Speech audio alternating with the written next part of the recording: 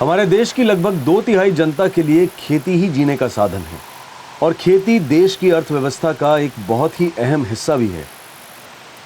कहा जा सकता है, अगर किसान जिएगा तो भारत जिएगा।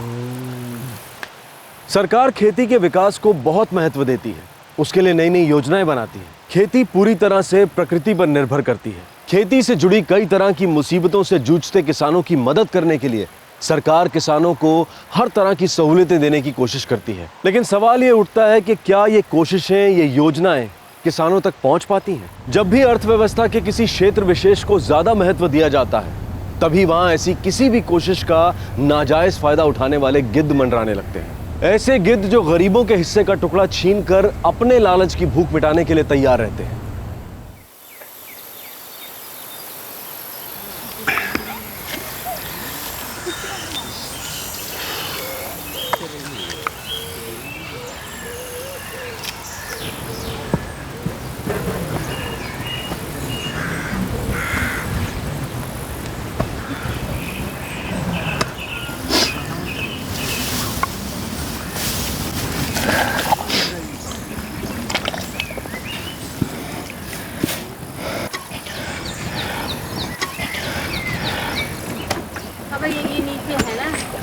सारा निकालिएगा, हैं?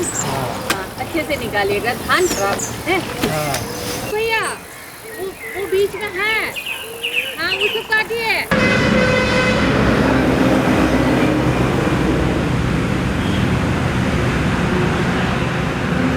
ये आपका सब्जी भाजी बोले थे, चाय बोले थे आप।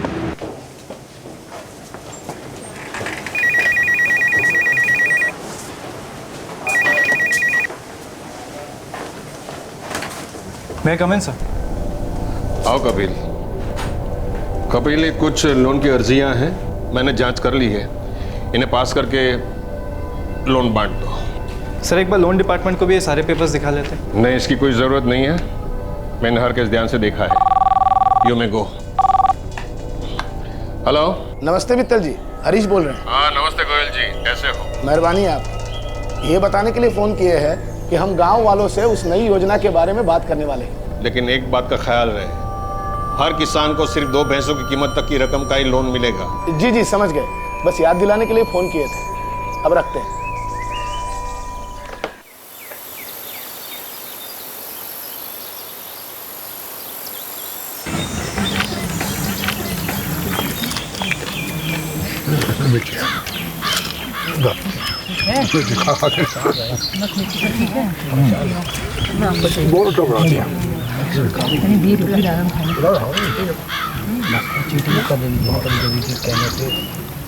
अरे लक्ष्मण जी, क्या खबर लाए हो? सत्यनारायण जी, राकेश जी, राम राम। एक खुशखबरी है, बैंक वाले नई स्कीम लाए हैं किसानों को भैंस दिलाने की। कल हरीश बाबू सभी को अपने घर बुलाए हैं, वो स्कीम की वहीं पर घोषणा करेंगे। गांव वालों को तो हमने बता दिया, सोचा आप लोग खेत में होंगे तो हम चले आए बताने आप लोगों को।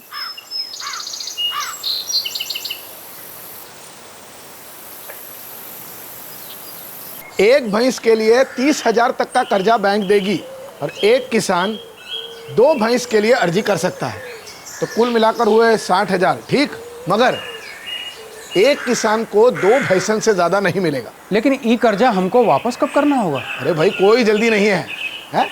आप लोग तो जानते ही है कि सरकार किसानों को कर्जा अदा करने के लिए काफी वक्त देती है, तो बैंक के हिसाब से 1 साल या उससे थोड़ा ज्यादा उतनी राहत तो मिल ही जाएगी और उसके बाद ही किस्तें शुरू होंगी। आराम से लौटाते रहना। अब बताइए, ऐसा मौका बार बार मिलता है का? सुनो सुनो सुनो, सब लोग ठीक से सोच लो। परसों से हम कागजात लेना शुरू कर देंगे, जिस किसी को भी ठीक लगे आ जाना और फार्म भर देना। उसके बाद हफ्ते भर में पैसे आपके खाते में आ जाएंगे और भैंस आपके घर में। ठीक है?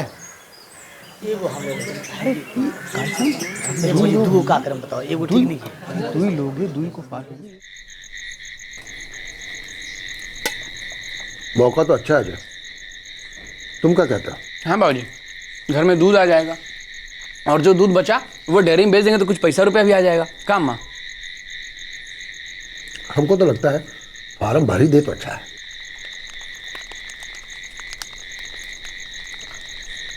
शारदा, तुम अंजलि और परमिला के साथ मिलकर भैसन का ध्यान रख लोगी ना? हाँ बाबूजी, पीछे चौबारे पे जगह बना लेगी भैसन के लिए। अम्मा, मैं और प्रमिला मिलके सब पाल लेंगे। साफ सफाई और दूध निकालने का काम हम ही कर लेंगे। सुभाष स्कूल से आवेगा ना तो संभाल लेगा, यही बहाने घर का कुछ काम सीख जाएगा। क्या सुभद्रा? भाऊजी, स्कूल तो शाम को छूटे थे। अरे तो तू कौन सा पॉप फटते उठ जाता है? सवेरे सवेरे कर लेना। इलाज साहब, सुबह 8 बजे से पहले कहूँ बिस्तर छोड़ा से। अब भैंसी आवेगी ना तो एकड़ा खूटा से ना एकड़ा गोर से बांध देंगे, 2 लात मारेगी उठ जाएगा। क्या रे? अम्मा, घर में मवेशी होंगे तो 4 पैसे आएंगे, और हर वक्त खेत से आस लगाए भी तो नहीं बैठ सकते ना। देर सवेर जानवर ही काम आते हैं मुश्किल वक्त में। तुम जैसा ठीक समझो बेटा, हमको तो ये सब बात समझ में नहीं आवत है। ज्यादातर गांव वाले किसान थे, उन्हें तो ये खुद भगवान का भेजा हुआ मौका लग रहा था। एक ऐसा लोन जो सभी के लिए फायदे का था और जिसे वो अपनी सहूलियत से चुका सकते थे। सभी ने इस मौके का फायदा उठाने का फैसला कर लिया।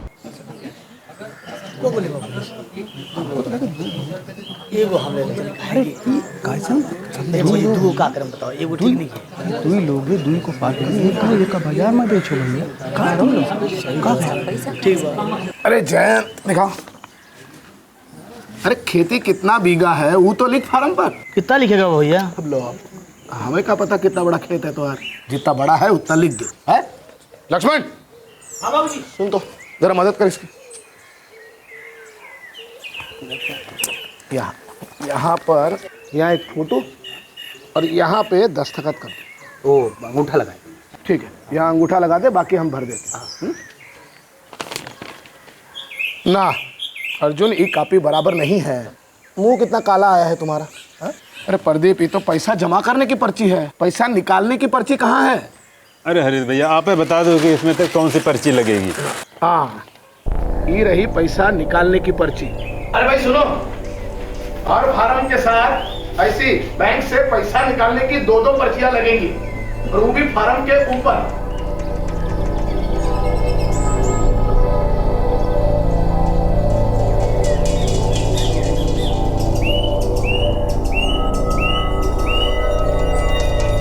लो,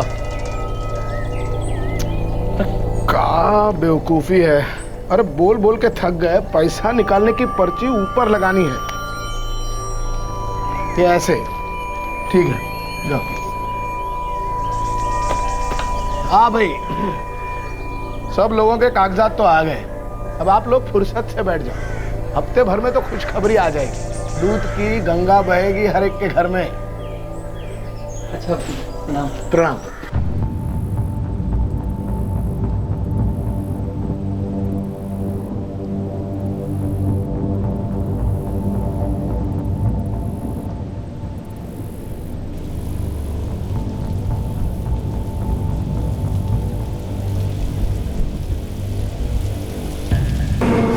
ये लीजिए, आपके लिए रोटी भाजी।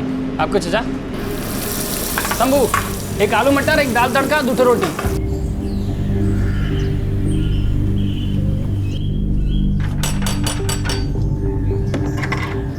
नमस्ते भौजी।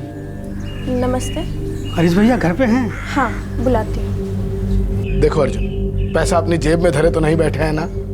जैसे ही बैंक कर्जा देने को राजी हो जाएगी, पैसा आ जाएगा। उसके बाद सबसे पहले तुम लोगों को ही तो खबर करेंगे ना। ठीक है? ठीक है हरीश भैया।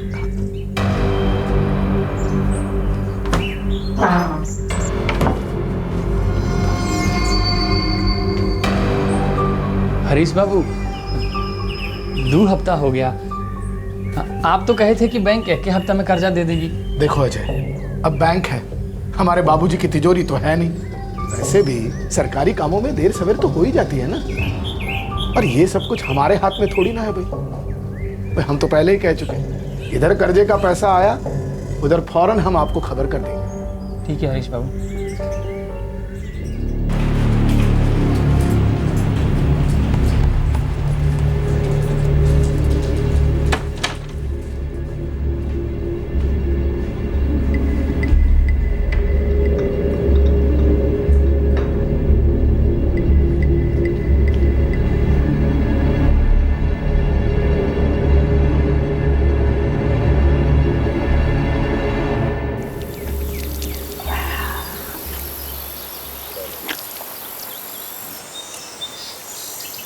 अब महीना भर तो हो ही गया।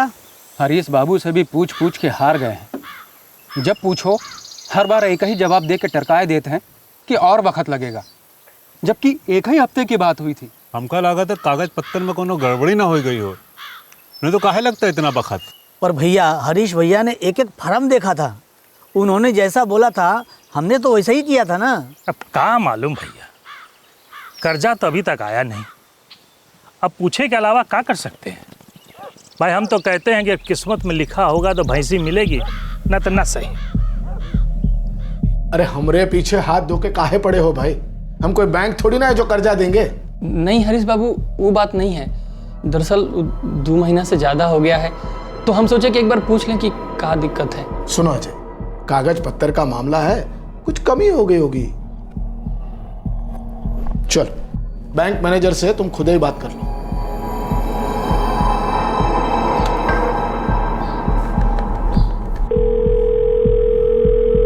नमस्ते मित्तल साहब। अरे अब क्या बताएं, इन गांव वालों को लोन के लिए मदद करने की कोशिश किए थे। अब ये सब हमारी जान के पीछे ही पड़े हुए। अब लोन मिलने में दिक्कत हो रही है तो उसमें हमारी क्या गलती है बताओ? हमारे पास वो अजय चौहान आया हुआ है, किसान का बेटा है जिसने अर्जी की थी। हाँ, उसे फोन दो। नमस्ते साहब। अजय, दरअसल तुम्हारे पेपर्स में गड़बड़ थी। तुम्हारे ही नहीं, बहुत सारे गांव वालों ने अलग अलग पेपर्स दिए हैं। का गड़बड़ी साहब? सब पेपर्स में अलग अलग खामियां हैं। अभी तुम्हें फोन पे क्या क्या बताऊं, इसीलिए तुम्हें लोन नहीं मिला है। दिल छोटा मत करो, आगे बहुत सारे स्कीम्स आएंगे, वापिस अप्लाई कर देना, ठीक है? हो गई तसल्ली? बता दिया मैनेजर साहब ने?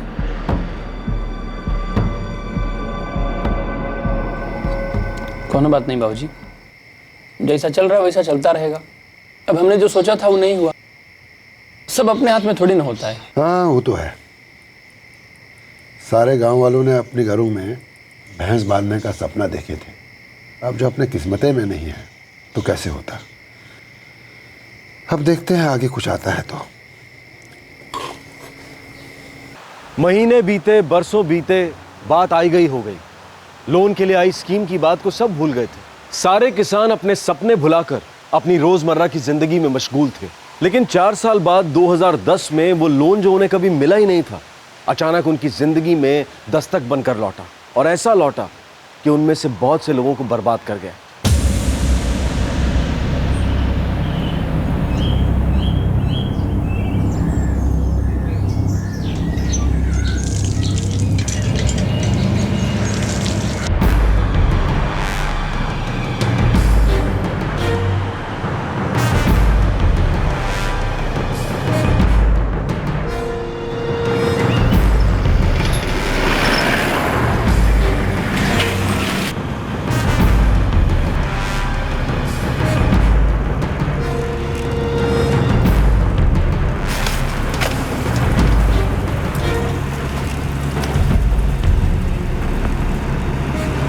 वो कर।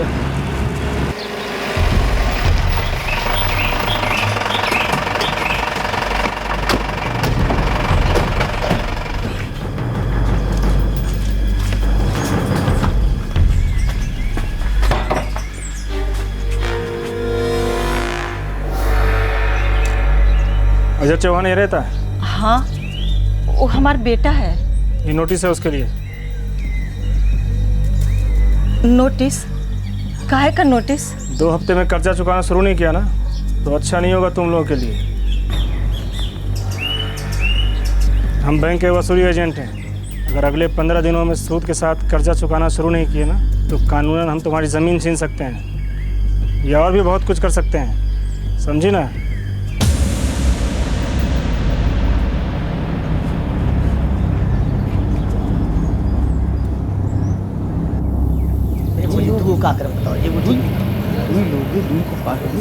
ये सब का है? कौन सा कर्जा, कैसा कर्जा? अच्छा, क्या कह रहे थे लोग? बोलत रहे थे कि कर्जा नहीं चुका है तो जमीन छीन लेंगे। अरे ऐसे कैसे छीन लेंगे? उनके पाप का राज है का? अरे जब हमने कोनो कर्जा लिया ही नहीं तो फिर काहे की धमकी और काहे की जबरदस्ती? क्या हुआ बाबूजी? कैसा नोटिस आया है? पता नहीं कहाँ है। बैंक से 3 लाख रुपया का कर्जा लिया गया है, जो 2009 में चुकाना शुरू करना था और अब तक इसका ब्याज 51,525 रुपया हो गया है। अगर 15 दिन के भीतर कर्जे का भरपाई करना शुरू नहीं किए तो हमारे खिलाफ सख्त कार्रवाई किया जाएगा। अजय बेटा ये भी पढ़ जरा, क्या लिखा है इसमें? अजय बेटा देखो जरा क्या लिखा है। अजय क्या लिखा है इसमें? अजय बेटा ये पढ़ो। ई कागजवा में क्या लिखा है? अजय बेटा देखा है। इसमें लिखा है सत्यनारायण काका के नाम पे 3 लाख रुपया का कर्जा है। राकेश चाचा आपके नाम पे 4 लाख रुपया का कर्जा है। राहुल तुम्हारे नाम पे 3 लाख का कर्जा और अर्जुन चाचा आपके नाम पे भी 3 लाख का कर्जा और जयंत काका हाँ और प्रदीप काका आप लोगों के नाम पे 4-4 लाख का कर्जा है। लेकिन बेटा हमने तो कभी कोई कर्जा लिया ही नहीं। इतनी बड़ी रकम बैंक से उठाते तो क्या हमें पता ना रहता? उन लोगों से जरूर कोनो गलती हुई होगी। गलती उन लोगों से ही हुआ है और इधर आके हम लोगों को धमकाए जा रहे हैं दबंगई दिखा के कि छीन लेंगे खेत, जमीन जब्त कर लेंगे। कहाँ है ये सब? ये कह रहे थे उन लोग। अरे बहुत ही खतरनाक दिख रहे थे वो लोग। कह रहे थे कि वसूली वाले हैं। उइमा से दुई के पास बंदूकों रही। बाबूजी एक काम करते हैं, हम लोग सुजीत बाबू के पास चलते हैं। वो वकील हैं, वह बताएंगे ये सब का है। चलिए आइए प्रदीप काका चलिए।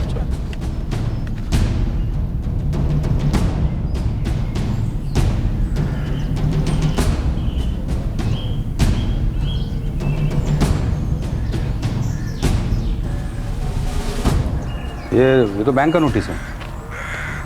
तुम लोगों का नाम लिखे हैं यहाँ, घर का पते भी दिए हैं। तुम लोग सच कह रहे हो कि तुम लोगों ने कर्जे नहीं लिए हैं? हाँ सुजीत बाबू, और इतनी बड़ी रकम हमको देगा कौन? सुजीत बाबू हमने कब लिया है कर्जा? ये देखो इसमें लिखा है कि 2006 में कर्जे मिले हैं, अब हो गया 2010 यानी 4 साल पहले। और लिखा है कि सरकार ने कर्जा चुकाने के लिए 3 साल की छूट दी थी और पिछले साल यानी 2009 में कर्जे की भरपाई शुरू करनी थी। 2006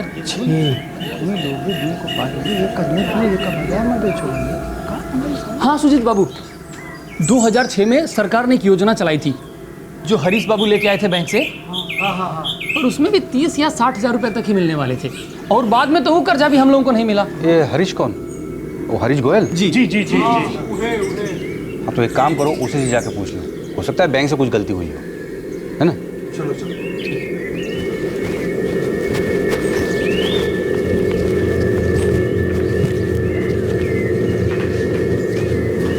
ये कहाँ चला गया? चल के लक्ष्मण से पूछते हैं, वो हरीश बाबू का बहुत काम करता फिरता है। चलो चलो।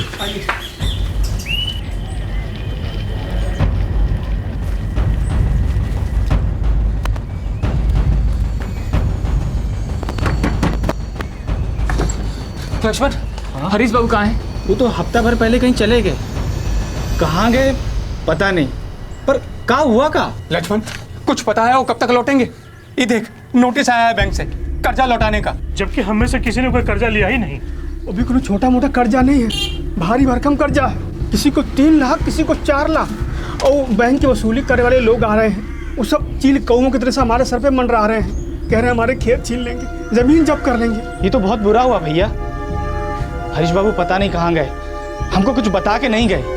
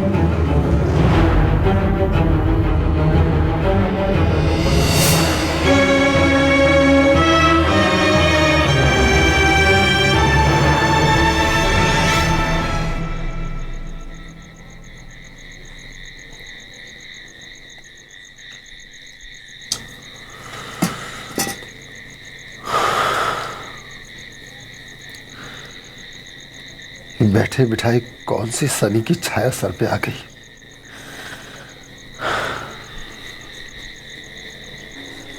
दो ही निवाला खा लो, अपने आप को सुखा के तो कुछ हल ना निकलने वाला। निवाला मुंह में जाए कैसे शारदा? निवाला छीनने वाले तो तैयार बैठे हैं। खेत घर बार सब छीन लेंगे हमारे, और बर्बाद हो जाएंगे हम।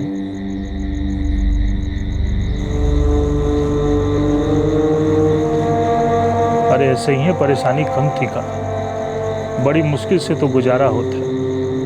अब तो खेत भी छिन जाएगा और छत, तो जो पैसा लिया नहीं वो चुकाए कैसे?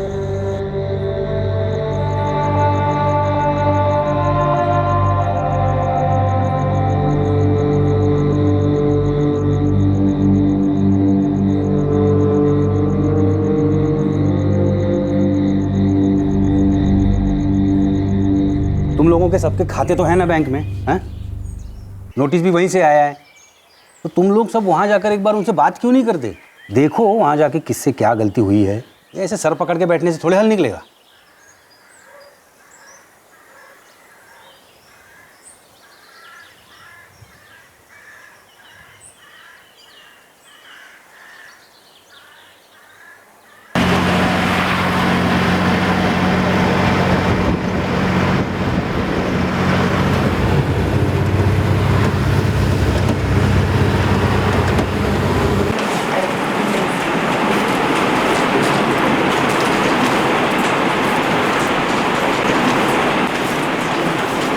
इधर घुसे आ लो, चलो पीछे जाओ, पीछे चलो, पीछे जाओ,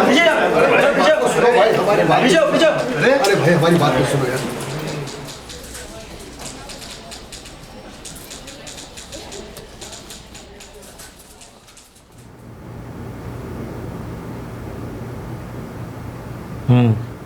ये नोटिस हमारे बैंक का ही है, शहर की हेड ब्रांच से भेजा गया है। पर मैनेजर साहब, हमने कोई कर्जा लिया ही नहीं है, तो ये नोटिस कैसा है?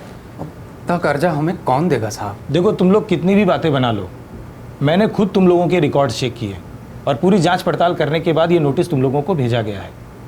कर्जा ले लिया तुम लोगों ने, पैसा पचा लिया और अब वापस करने के नाम पर मुकर रहे हो।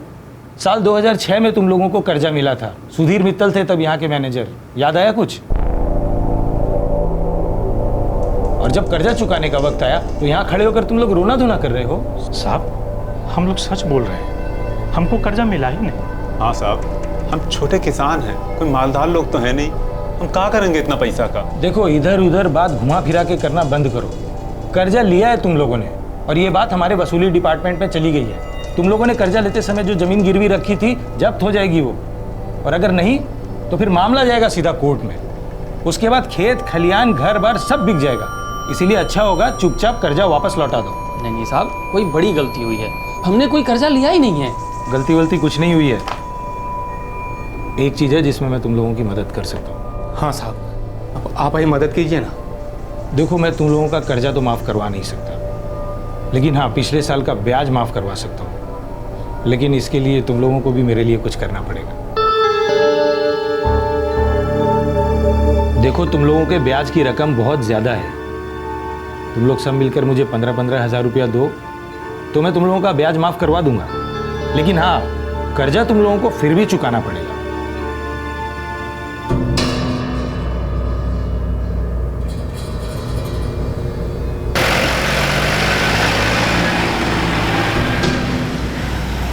पहले उस हरीश गोयल ने हम लोगों को लूटा और अब ये बैंक मैनेजर भी गरीब के पेट पे छुरी चला रहा है, रिश्वतखोर।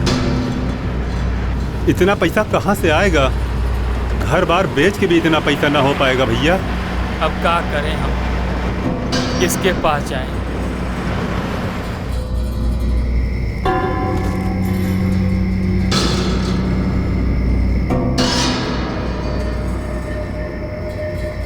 अंजलि जरा दौड़ के जा, देख दवाखाने में डॉक्टर साहब है का। तेरे बाबूजी का बुखार तो उतरे नहीं रहा है। जी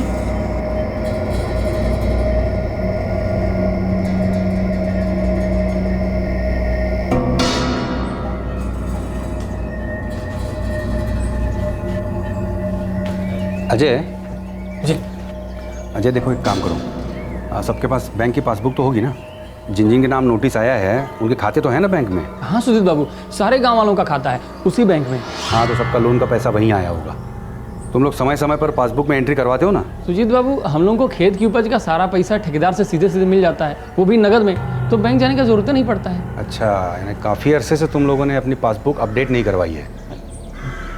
एक काम करो, बैंक में जाकर अपनी अपनी पासबुक पे एंट्री करवा के लाओ। इससे ये साबित हो जाएगा कि अगर खाते में लोन का पैसा आया ही नहीं है तो काहे का कर्जा और काहे का सूद। अब देखो, एक यही तरीका है मामला सुलझाने का।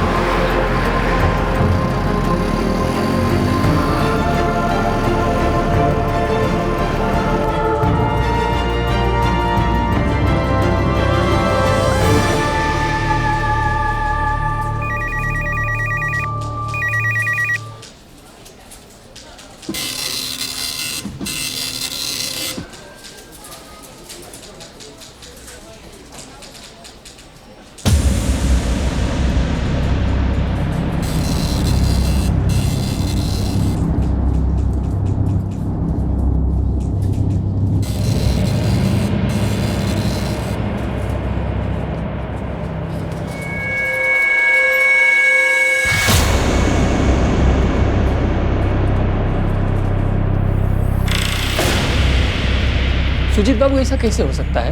हम लोगों के खाता में पैसा आया और कब आया हमें पता ही नहीं चला। पैसा आया भी है और निकाल भी लिया गया है, वो भी कर्जा आने के 3 दिन के अंदर। अजय देखो, सच बताओ, कहीं ऐसा तो नहीं है कि तुम लोगों ने कर्जा उठा लिया है और अब चुकाने से बचने के लिए सब नाटक कर रहे हो? सुजीत बाबू, हम सच बोल रहे हैं। हम गरीब लोग हैं लेकिन सच्चे लोग हैं। ये झूठ मकारी का पैसा हमसे हजम नहीं होगा। तुमने नहीं तो किसी ने तो लूटा है बैंक को।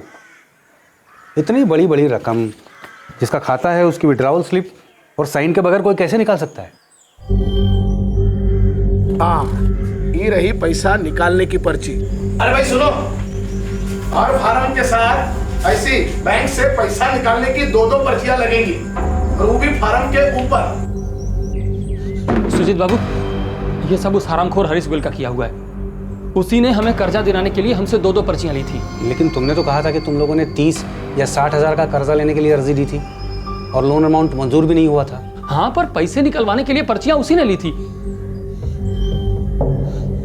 लूट के चला गया हम लोगों को, सब कुछ छीन लिया हम लोगों से। बुरे फंसे हो तुम लोग अजय। कहीं से कोई रास्ता निकलता नहीं दिखता, क्योंकि पासबुक के हिसाब से कर्जा खाते में आया था और पैसा निकाल भी लिया गया।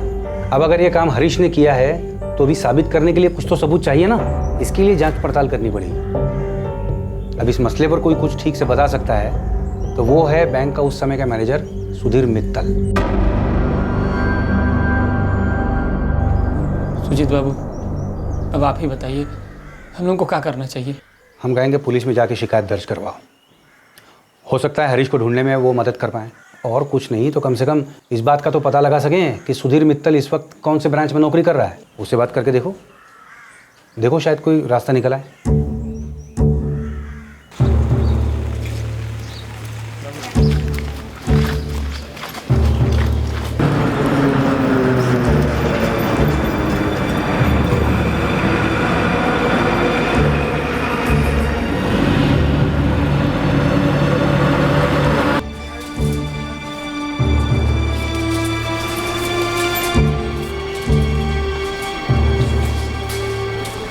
मुझे नहीं पता सुधीर मित्तल अब कहाँ है। साल 2007 में उनका यहाँ से ट्रांसफ़र हो गया था, अब तक तो वो रिटायर भी हो चुके होंगे। सीधे साधे लोग हैं साहब, हम लोगों का गलत फायदा उठाया हरीश गोयल ने, पूरी तरह फंसा दिया है। तुम्हारे दुखड़े में मुझे जरा भी दिलचस्पी नहीं है। तुम लोगों ने बैंक से लोन लिया है, उसे वापस करने पर ध्यान दो। तुम लोगों को पिछले साल का ब्याज माफ़ करने का तरीका मैंने बताया है ना, मुझे पैसा दो, मैं ब्याज माफ़ कर दूंगा। गरीब लोग हैं साहब, हमारी कहाँ इतनी औकात कि हम वो कर्जा चुकाएं जो हमने लिया ही नहीं है। तुम्हारे दुखड़े की जितनी भी बांसुरी बजाना है बजा लो, कुछ होने वाला नहीं है। आगे जो भी होगा उसका सामना करने के लिए तैयार रहो।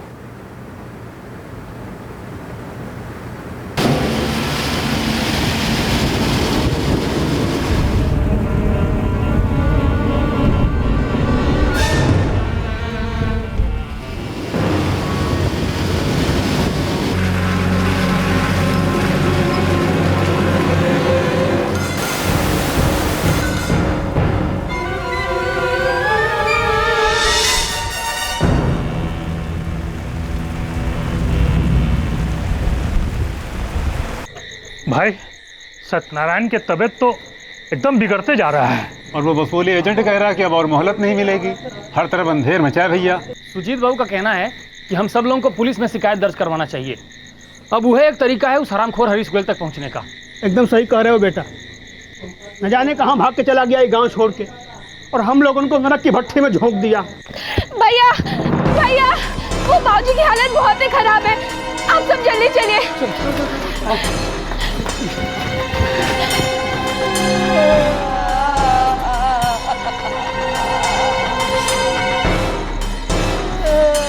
काका खाली बेहोश हुए हैं, इनका सांस चल रहा है।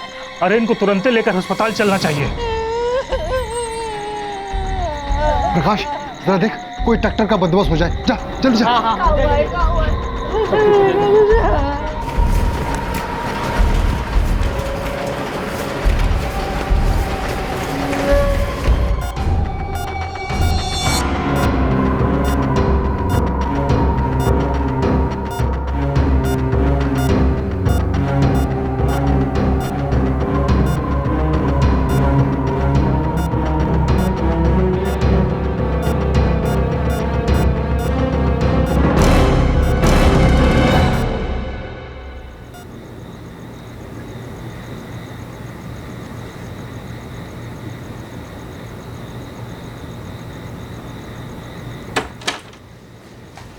इन्हें हल्का दिल का दौरा पड़ा है, अब हालत ठीक है, मगर हमें इन्हें कुछ दिन निगरानी में रखना होगा।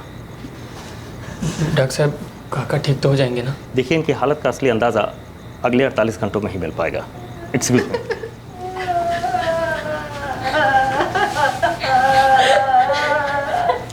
इससे पहले जी का जंजाल हम सबके सर पे आए, हम लोग को पुलिस में शिकायत दर्ज करवा देना चाहिए। समस्या का कुछ तो समाधान निकालना पड़ेगा, नहीं तो एक दिन हम सबके जान पे आ बनेगी।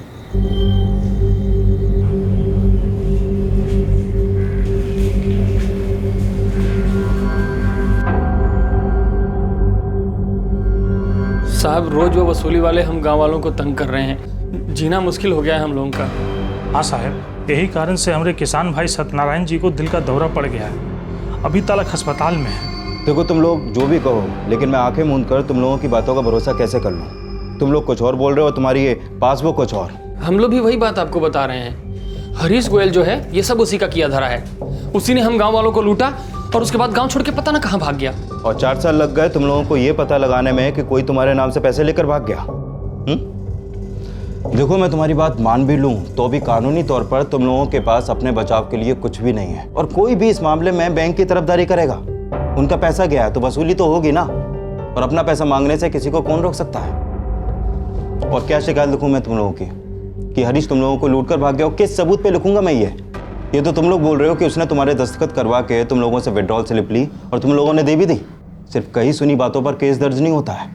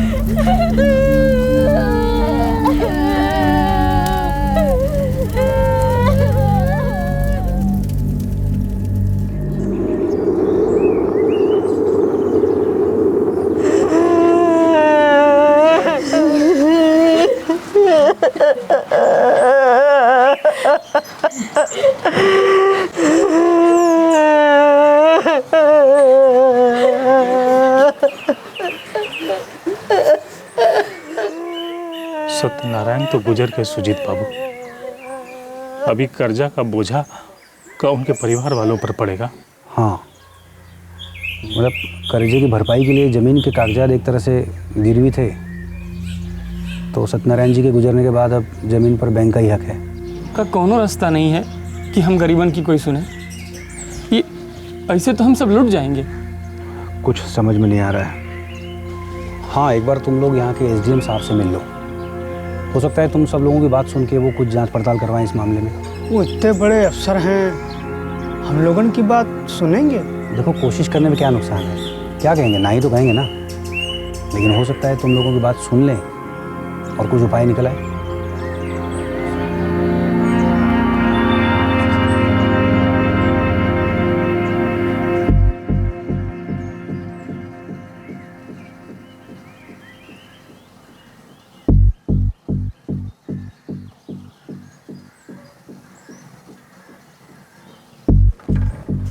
जाओ, साहब बुलाएं।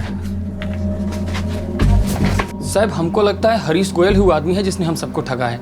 कहीं से इतना बड़ा कर्जा लेने का हैसियत हम में से किसी का नहीं है। हम लोग छोटे किसान हैं साहब, थोड़ी थोड़ी जमीन है सबके पास, उससे किसी तरह से गुजर हो जाता है। इतना बड़ा कर्जा कोई काहे हम लोग को देगा? लेकिन तुम लोगों ने ही अभी कहा ना कि बैंक के कर्ज के पैसे तुम्हारे अकाउंट में आए और निकाल भी लिए गए। नहीं साहब, हमको पता ही नहीं चला कि कब हमारे खाता में पैसा आया और कब निकाल लिया गया।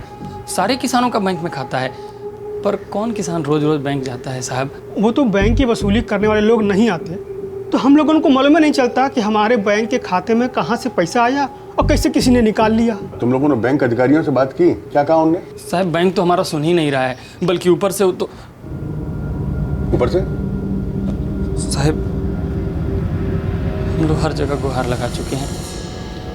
अब एक आपे का सहारा है हम किसानों को। मेरे हाथ में कुछ नहीं है।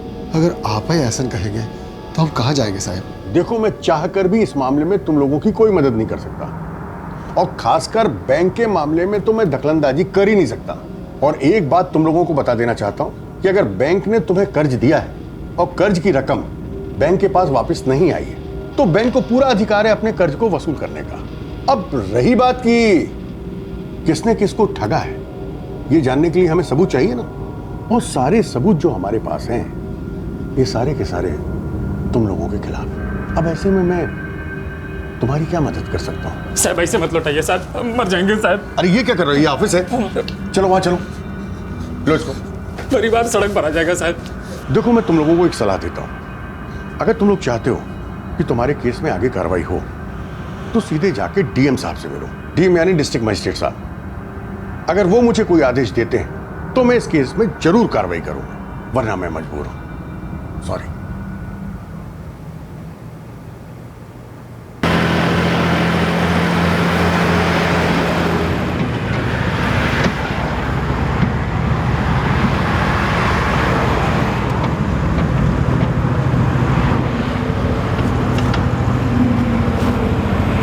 अरे डीएम साहब ऐसे नहीं मिलते हैं, उनसे मिलने के लिए अर्जी देनी पड़ती है। देखिए साहब, हम लोग कोसपुर गांव से आए हैं, बड़ी परेशानी में है। अगर आप डीएम साहब से थोड़ी देर के लिए मिलवा देंगे तो बहुत मेहरबानी होगी। साहब 10 मिनट में अपनी बात कह के निकल जाएंगे, एक बार मिलने दीजिए। डीएम साहब को और भी बहुत से ज़रूरी काम होते हैं, वो ऐसे बिना अपॉइंटमेंट के किसी से भी नहीं मिलते हैं। ठीक है साहब, हम लोग यहीं बाहर बैठते हैं और वहीं इंतजार करते हैं। साहब को जब फुर्सत मिल जाएगा हम लोग को बुला लीजिएगा। अरे तुम लोग समझते क्यों नहीं हो? हैं? एक काम करो, वापस गांव जाके एक चिट्ठी लिखो, मिलने की अर्जी तो डीएम साहब के नाम पे, फिर वो देखेंगे कि मिलना है कि नहीं मिलना है। अब जाइए आप, जाइए।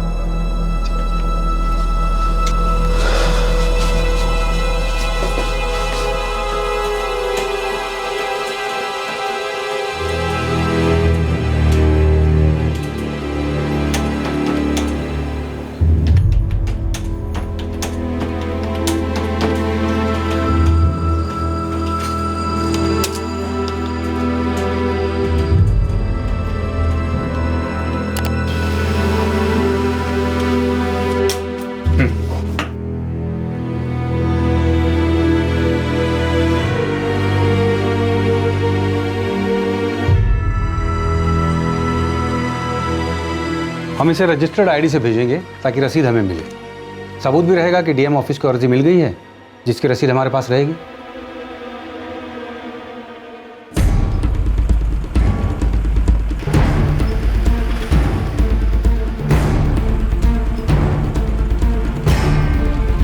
कोई कर्जा वर्जा नहीं लिया हम लोगों ने, धोखे से लूटा उस हरीश गोयल ने हम सब गांव वालों को।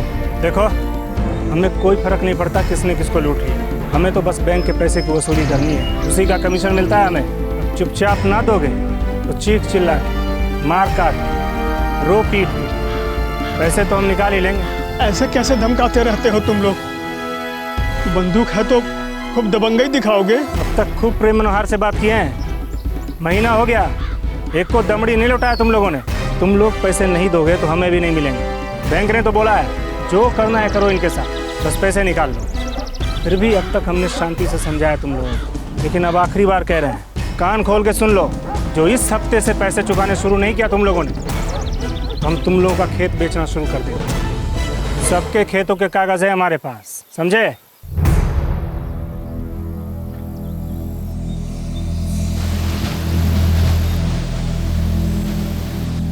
भाई 4 दिन हो गया है डीएम साहब को अर्जी दिए हुए। ये बड़े लोग हैं भैया, हम गरीब का दुख दर्द ना दिखे इन्हें। हमारी जान जाए तो जाए, पर इनके कान में जू न रहेंगी।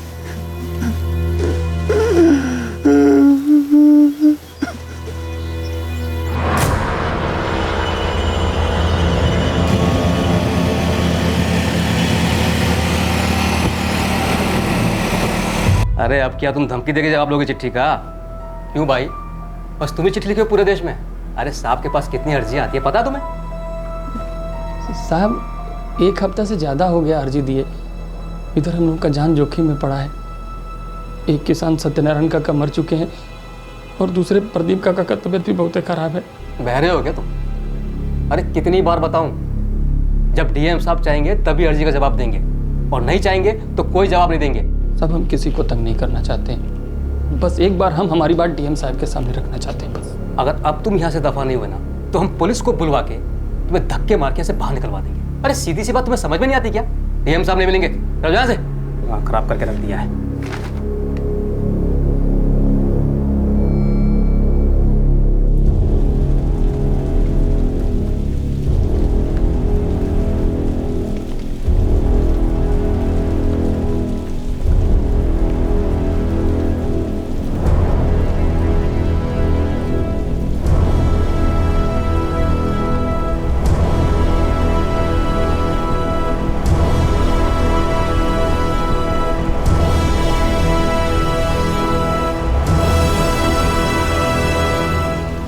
गोविंद सर, डीएम साहब की गाड़ी आ गई।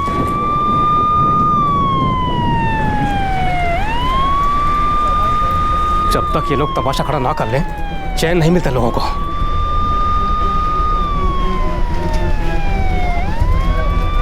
हम गरीबों पे अत्याचार बंद करो, बंद करो।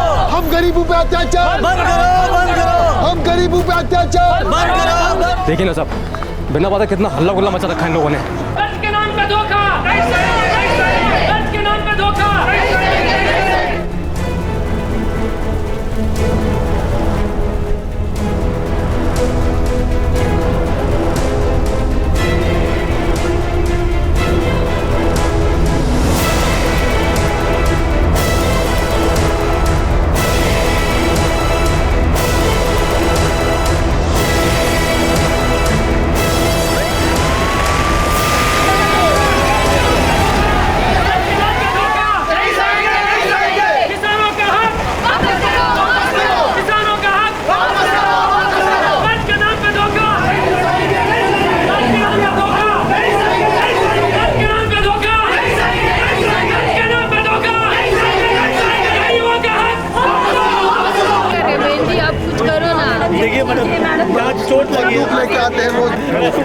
पे खाने खाने के मोहताज किसानों पे अत्याचार बंद करो किसानों पे अत्याचार छोटे छोटे बच्चे कैसे खाएंगे। कोशपुर के किसानों के धरने का आज तीसरा दिन है। बैंक ने इनके ऊपर कर्जे की अदायगी ना किए जाने का आरोप लगाया है, लेकिन इन किसानों का कहना ये है कि इन्होंने बैंक से ऐसा कोई कर्जा लिया ही नहीं है। कर्ज के नाम पे धोखा, कर्ज के नाम पे धोखा, गरीबों का हक, गरीबों का हक, गरीबों पे अत्याचार, गरीबों पे अत्याचार।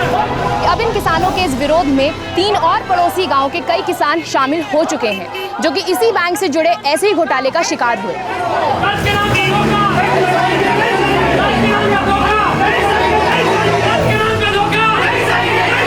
के नाम पे धोखा, अब तक प्रशासन की तरफ से कोई पहल नहीं, कोई अधिकारी इन किसानों से मिलने तक नहीं आया है।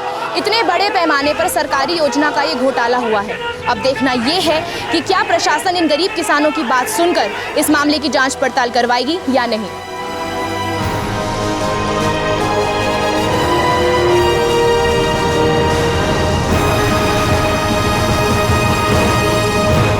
सर लाइन 4 पे एसडीएम साहब हैं। नमस्ते अरविंद जी। नमस्कार सिंह साहब। अरविंद जी, इतने सारे किसान एक साथ विरोध कर रहे हैं, कोई तो सच्चाई होगी इनकी कहानी में। जी सर, मुझे भी लगता है। आप फौरन इन लोन्स की इंक्वायरी के ऑर्डर्स दीजिए और पुलिस को जांच करने के आदेश दीजिए। Sure sir. और भी कई गांव ऐसे हैं जहां किसान झूठे लोन की शिकायत कर रहे हैं। आप हर एक गांव से कंप्लेंट चुनिए और उसकी शिकायत लिखवाइए और इन्वेस्टिगेशन शुरू कर दीजिए। श्योर सर, अभी करता हूँ। आखिर किसानों के विरोध प्रदर्शन से प्रशासन की नींद टूटी और इस मामले की जांच शुरू की गई। उनका निर्दोष साबित होना अभी बाकी था, पर कम से कम उनकी फरियाद तो सुन ली गई थी। मैंने तुम लोगों के पासबुक्स और नोटिस देख लिए हैं। अब हमें यह पता लगाना है कि हरीश गोयल कहाँ होगा। गांव में कोई रिश्तेदार है उसका? ना साहब, उसका कोनो रिश्तेदार नहीं है। एक लक्ष्मण नाम का आदमी है जो उसका करीबी है, पर वो कह रहा था कि हरीश गोयल एक हफ्ता पहले गांव छोड़ के पता ना कहाँ भाग गया। इस लक्ष्मण को लेके आओ। जी सर। साहब, वो वसूली वाले लोग हम लोगों को अभी भी परेशान कर रहे हैं। ठीक है, उन्हें हम देख लेंगे, लेकिन सबसे पहले हमें यह पता लगाना है कि ये सब कुछ हुआ कैसे। हरीश गोयल ने अकेले किया है या कोई और भी उसके साथ था? अभी तक कोई सबूत भी हाथ नहीं लगा है। बहुत सफाई से सब कुछ चूना लगा गया साहब। तुम लोग सब्र रखो, अभी जांच चल रही है, फैसला नहीं आया है। एक बार इस केस की गुत्थी सुलझे तो समझ में आए कि करना क्या है। सब हम तो हरीश बाबू का छोटा मोटा काम करते थे साहब। सब वो बड़े आदमी है साहब, उससे मेरा क्या लेना देना है साहब? लेना देना कुछ नहीं है, लेकिन उस तक तो तू ही पहुंचाएगा ना। चल सब सुनिए तो साहब, सब हमको छोड़ दीजिए साहब। साहब एक दिन अचानक घर वालों को लेकर और सामान बांधकर कहीं चले गए साहब। हमको क्या, किसी को भी नहीं पता वो कहाँ गए।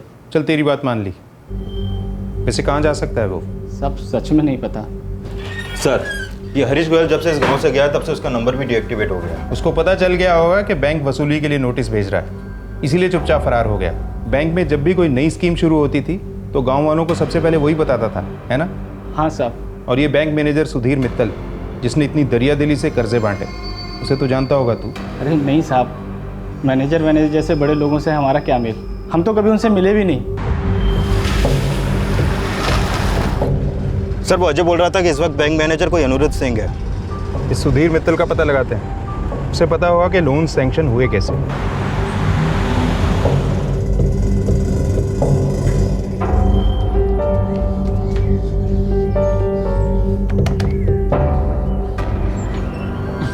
क्या हुआ सुजीत बाबू? अजय, हम कोर्ट गए थे अपने काम से, तो हमें वहाँ खबर मिली कि बैंक के हेड ऑफिस को पता चल गया है कि डीएम साहब ने इस मामले की तहकीकात के आदेश दे दिए हैं। तो बदले में बैंक ने तुम सब लोगों के खिलाफ कर्जा ना भरने के मामले में केस दर्ज कर दिया है। अब क्या होगा सुजीत बाबू? ये तो मामला रोज बढ़ता जा रहा है। अरे नहीं, अभी तो कुछ नहीं होगा क्योंकि जांच चल रही है, लेकिन अब क्योंकि सामने से बैंक ने केस डाल दिया है तो मैं उनसे लोन के कागजात मांग सकता हूँ। बारीकी से जाँच करेंगे हर एक के लोन केस की, तब जाके पता चलेगा कि इतना बड़ा कर्जा आखिर मिला कैसे। और उससे क्या होगा? अजय देखो, कोई भी कर्जा ज़मीन के हिसाब से मिलता है, और तुम लोगों के पास कहाँ है इतने खेत खलिहान कि इतने बड़ी बड़ी रकम आसानी से मिल जाए। ये कागजात मिल जाएंगे ना तो बात खुल के सामने आ जाएगी।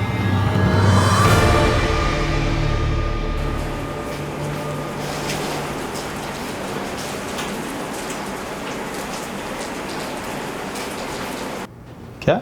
जी सर, अभी 2 दिन पहले ही अनुरुद्ध जी को सीबीआई ने अपनी कस्टडी में लिया है।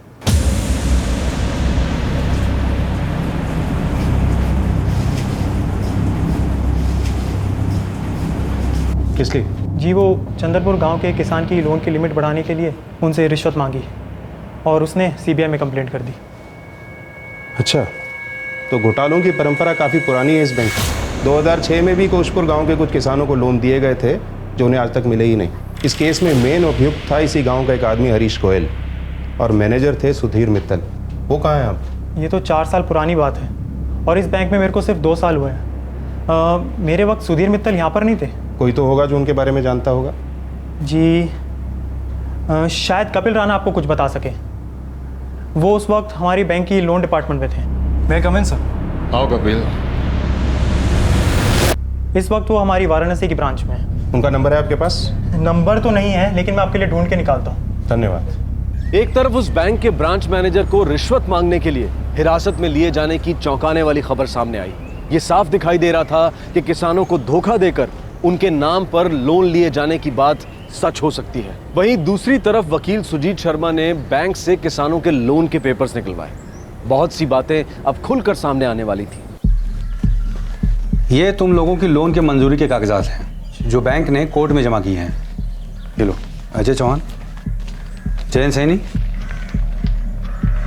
सत्यनारायण सिंह, तो राकेश तिवारी, अर्जुन सिंह जी, राहुल दुबे,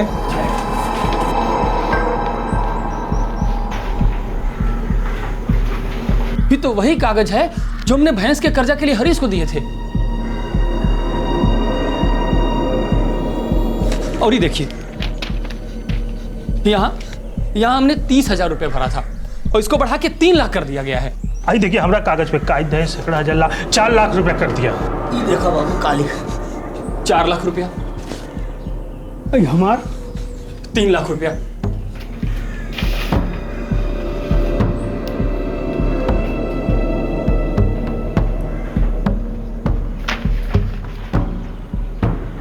सत्यनारायण जी की फाइल में भी 3 लाख लिखा है। ये तो सरासर धोखा है। हमें बोला गया था कि हमारे कर्जे की अर्जी में किसी कागज की कमी है। सब पेपर्स में अलग अलग खामियां हैं, इसीलिए तुम्हें लोन नहीं मिला है और इसलिए हमारा कर्जा मंजूर नहीं हुआ। अच्छा, तुम लोग जरा अपने जमीन के कागजात पर नजर डालो। ये हमरे फार्म में हमरे बाबूजी की तस्वीर लगी है, ये हमने तो लगाई नहीं। अरे हाँ राहुल, ये तो तुम्हारे बाबूजी हैं, चंद्रकांत जी। इस पे तो उनके दस्तखत भी है। सुजीत बाबू, ये देखिए, कर्जा का ही फार्म हमने 2006 में भरा था। 2006 में? हमरे बाबूजी 2004 में गुजर गए थे, वो दस्तखत कैसे कर सकते हैं?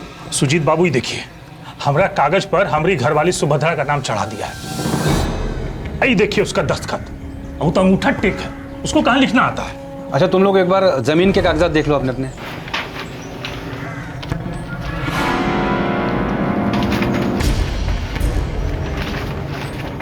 ये देखिए सुजीत बाबू, हमारे नाम पे इतनी बड़ी बड़ी जमीन है, इतना तो हमारा जमीन है नहीं है। आई देखिए, हमारा कितना बड़ा बड़ा खेत दिखाया है। सत्यनारायण जी की जमीन भी असल से कुछ 10 गुने ज्यादा दिखाई गई है। देखने में कागज असली लगते हैं, लेकिन तुम लोगों के कर्जे की रकम बढ़ाने के लिए फर्जी पेपर लगाए गए हैं। सबकी बड़ी बड़ी जमीनें दिखाई गई हैं। देखिए सुजीत बाबू, है ना ये साफ साफ धोखा। अब तो आपको सबूत मिल गया कि हमें लूटा गया है, हम झूठ नहीं बोल रहे हैं। अब हमको ये साफ नजर आ रहा है कि फर्जी कागजात के बिना पर कर्जा दिया गया और पैसा निकाल भी लिया गया, लेकिन किसने क्या किया है ये तो इन कागजों से पता नहीं चलेगा ना। बैंक तो पलट के यही कहेगी कि तुम ही लोगों ने खुद ये फर्जी पेपर लगाए हैं अपनी अर्जी में। ये तो बड़ा जुल्म है। हमें बेगुनाह होने के बावजूद भी खुद को बचाना पड़ रहा है, लड़ना पड़ रहा है। लुटे भी हम और फंसे भी हम। हाँ, अब देखते हैं कि पुलिस की तलाश कहाँ तक पहुंची है। वो हरीश मिल जाए तो कुछ सच्चाई सामने आए।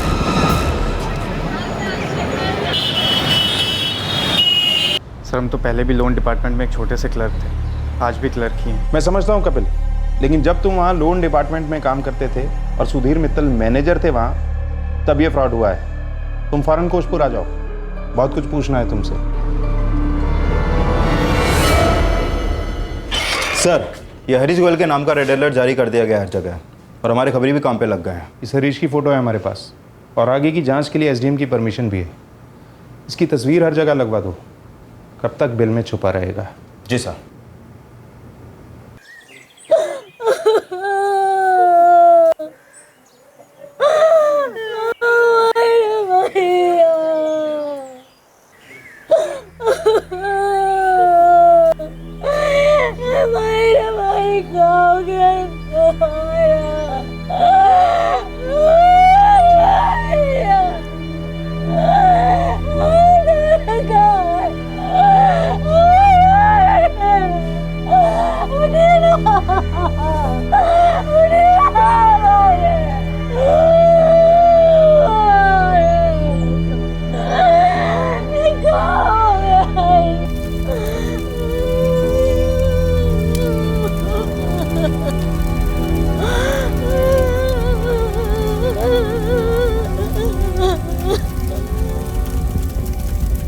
जितना जोर जबरदस्ती करना है कर लो। क्या करोगे?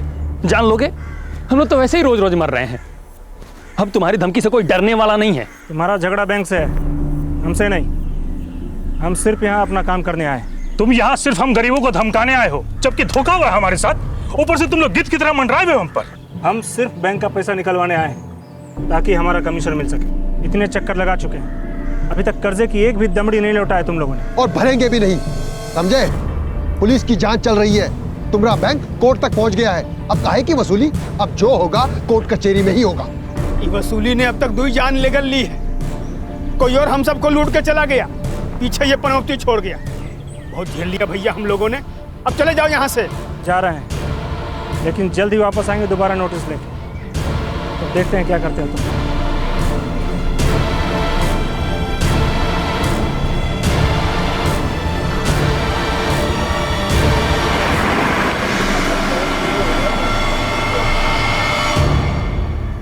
सर, जब तक सुधीर जी ब्रांच मैनेजर थे उन्होंने बहुत सारे लोन खुद ही सेंक्शन किए, और जो कि वो ब्रांच मैनेजर थे तो उनसे कोई सवाल जवाब नहीं कर सकता।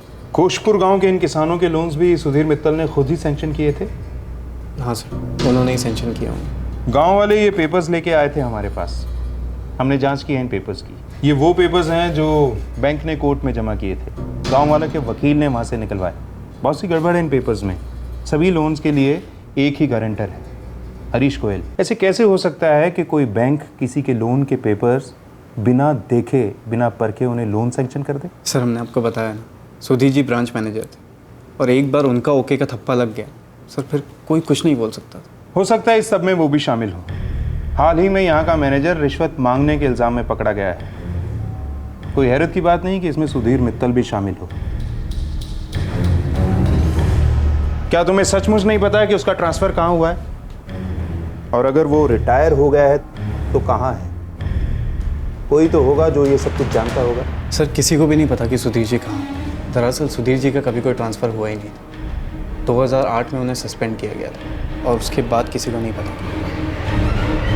क्यों सस्पेंड किया गया था? सर, इन्हीं लोन के सेंक्शन होने के बाद इनकी वसूली ना हो पाने पर बैंक में इंक्वायरी बैठी और सर उसी से पता चला था कि लोन सेंक्शन में बहुत बड़े घोटाले हुए। कैसे कैसे सैंक्शन हो सकते हैं ये लोन? लोन डिपार्टमेंट आंख पर पट्टी बांधे बैठा है। किसने चेक किए थे? हमने रजिस्ट्रेशन ऑफिस में पता लगाया, जमीन के ज्यादातर कागजात जाली हैं। सर, सारे लोन सुधीर जी ने खुद सेंक्शन किए। हमारे पास ये पेपर्स उनके देखने के बाद ही आए और एक बार उन्होंने सेंक्शन कर दिया तो हम कुछ नहीं कर सकते। सर, एक बार लोन डिपार्टमेंट को भी ये सारे पेपर्स दिखा लेते। नहीं, इसकी कोई ज़रूरत नहीं है। मैंने हर केस ध्यान से देखा है। कभी किसी के दिमाग में नहीं आया इन पेपर्स की अच्छी तरह से जांच करनी चाहिए? लाखों रुपए का है बैंक का, इन फर्जी पेपर्स पर दिए गए लोन से कौन भरेगा ये? सर, ब्रांच मैनेजर ही फाइनल सेंक्शन देता, अब उनसे कौन सवाल करेगा? सर, सबको पता था कि क्या हो रहा है, लेकिन किसी ने आवाज नहीं उठाई। क्यों? बैंक का काम है लोन देने का, और पैसे वापस आ जाएंगे। मैं देखूंगा कि पैसे वापस आ जाए। कैसे वापस आएंगे सुधीर जी? अगर किसान चाहें तो बैंक के खिलाफ फ्रॉड का केस कर सकते हैं अदालत में। मुझे एक बात बताइए, आखिर ये पैसे गए कहाँ? मुझे तो लगता है कि ये पैसे आपकी जेब में गए। इसके साथ मिलकर करते रहिएगा बन। ऐसा इल्जाम मुझ पर मत लगाइए। मैंने जो कुछ भी किया है बैंक के लिए ही किया है। बैंक के लिए नहीं, आपने अपने लिए किया है। बैंक को लूटा है आपने। लूटा है मैंने? What nonsense you are talking? On the contrary, bank का जो टारगेट था एग्रीकल्चर सेक्टर में 20% लोन बांटने का, वो टारगेट पूरा करने की कोशिश मैंने की ताकि बैंक की दूसरे क्षेत्र में लोन देने की क्षमता बढ़ सके। प्रायोरिटी सेक्टर के नाम पर आपने अपनी जेब भरी है। ये क्लॉज है ना, ये एग्रीकल्चर सेक्टर और किसानों के लिए बना है, जिसका नाजायज फायदा उठाया आपने। और तो और खेती के लिए बांटे गए लोन्स वेवर स्कीम का भी आपने खूब इस्तेमाल किया। अनाप शनाप लोन बांटी आपने अपनी जेब भरने के लिए। क्यों? है ना? हम आपके खिलाफ रिपोर्ट फाइल कर रहे हैं। सर, सारे बैंक, खास तौर पे नेशनलाइज्ड बैंक को अपने लोन देने की कैपेसिटी का एक हिस्सा प्रायोरिटी सेक्टर को देना होता है, जैसे कि खेती और किसान। सर, सुधीर जी इस स्कीम का बहुत फ़ायदा उठाते थे। और ये लोन वेवर क्या होता है? सर, सुधीर जी किसानों के नाम पर 50,000 से कम के फर्जी लोन बनाते थे, क्योंकि वो जानते थे सरकार कभी ना कभी उन्हें माफ़ कर देगी। सर, सरकार जिन किसानों के लोन को माफ़ कर देती है उसे ही लोन वेवर कहते हैं। सर, सुधीर जी अच्छी तरह जानते थे कि किसान के नाम पर लिए हुए लोन उन्हें कभी वापस नहीं करने पड़ेंगे। तो अब ये सुधीर मित्तल और हरीश गोयल आखिर हैं कहाँ? नहीं पता सर, किसी को भी नहीं पता।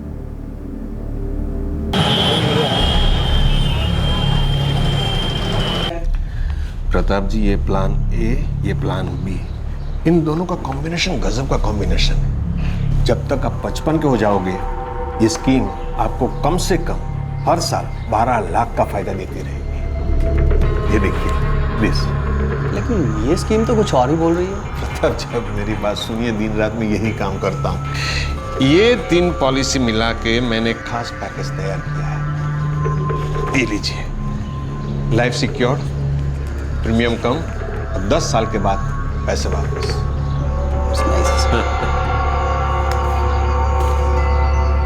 सुधीर मित्तल ने एक नए तरीके से एक नया काम शुरू कर दिया था और हरीश गोयल फरार था। पुलिस उसे ढूंढने की हर कोशिश कर रही थी, लेकिन उस तक पहुंचने में अभी उन्हें बहुत वक्त लगने वाला था।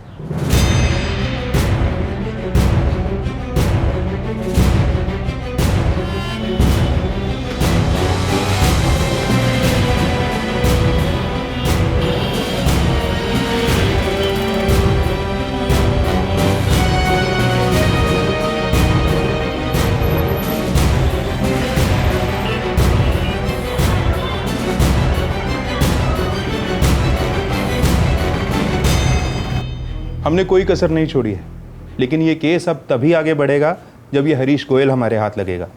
हमें लगता है कि उसने ये fraud branch manager Sudhir Mittal के साथ मिलकर किया है। साहब, उस मैनेजर का कुछ पता चला? वो भी गायब है, लेकिन एक बार ये हरीश गोयल हाथ लग गया तो मैनेजर भी मिल जाएगा। साहब, तब तक ही कर्जा का तलवार तो हम सब पे लटकता रहेगा ना। हमने उन वसूली वालों से साफ कह दिया है, वो तुम में से किसी को भी परेशान नहीं करेंगे। बड़ी कृपा है साहब, बस एक बार ये सब हमारे सर से हट जाए तो खुल के सांस ले पाएंगे। हम समझ सकते हैं तुम लोगों के दिल पर क्या बीत रही है। हमारा यकीन करो, हमारे हाथ में जो भी है हम वो कर रहे हैं।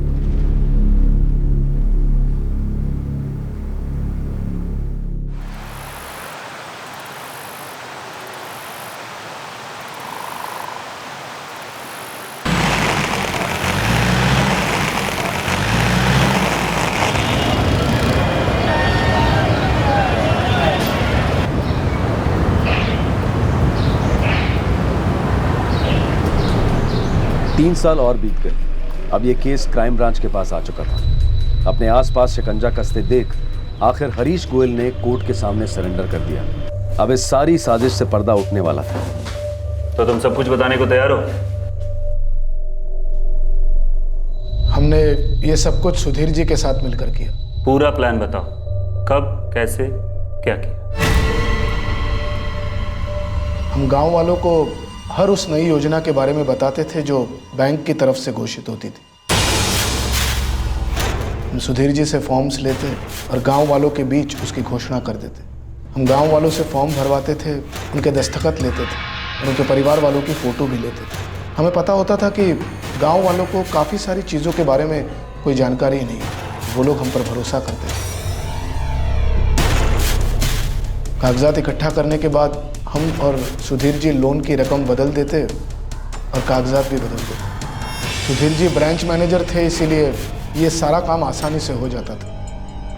हम गांव वालों से विड्रॉल स्लिप्स पे साइन करवा के पहले ही ले लेते थे और जैसे ही लोन की रकम उनके खाते में जमा होती थी, हम पैसा निकाल लेते थे और आपस में बांट लेते थे। मॉडस ऑपरेंडी 2,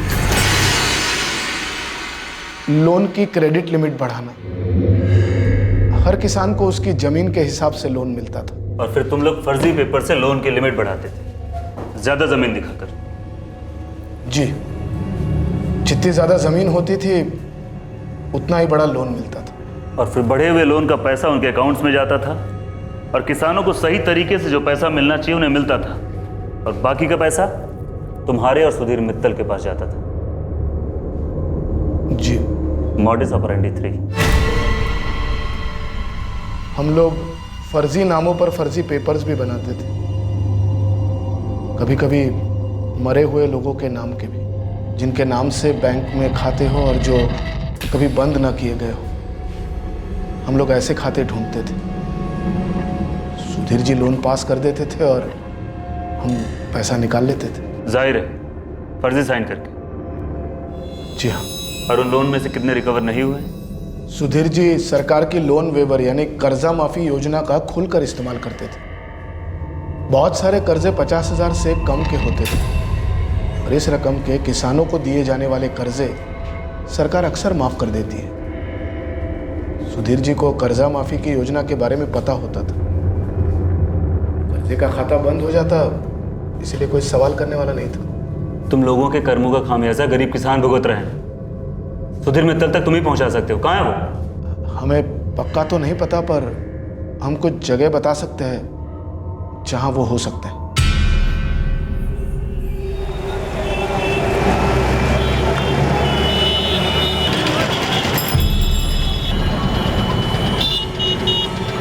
मैं इज्जतदार सीनियर सिटीजन हूं, इसमें मेरा कोई हाथ नहीं है। आपको अपनी बात कहने का पूरा मौका दिया जाएगा, बस चुपचाप हमारे साथ चलिए।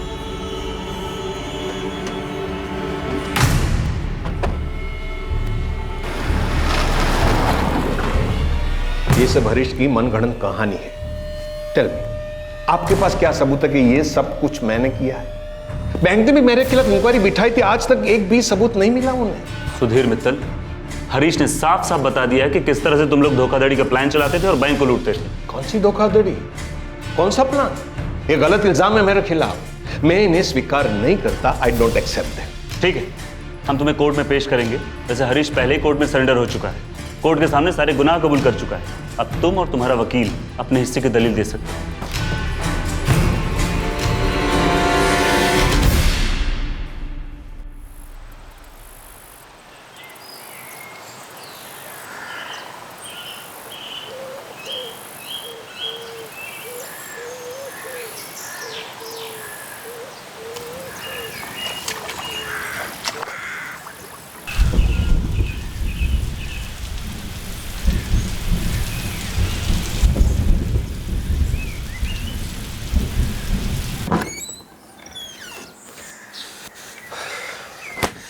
कम से कम अब खुल के सांस तो ले सकत है। हाँ बाबूजी, बिना कोनो गलती के इतना वक्त लगा खुद को बेगुनाह साबित करने में। हाँ बेटा, सुने थे गिद्ध सिर्फ लाशन को ही नोचते हैं, लेकिन ये तो कलयुग है, जीते जागते इंसानों को भी नोचते हैं ये गिद्ध। चल बेटा दुकान पे चल। ठीक है बाबूजी। चल प्रकाश, चला जा।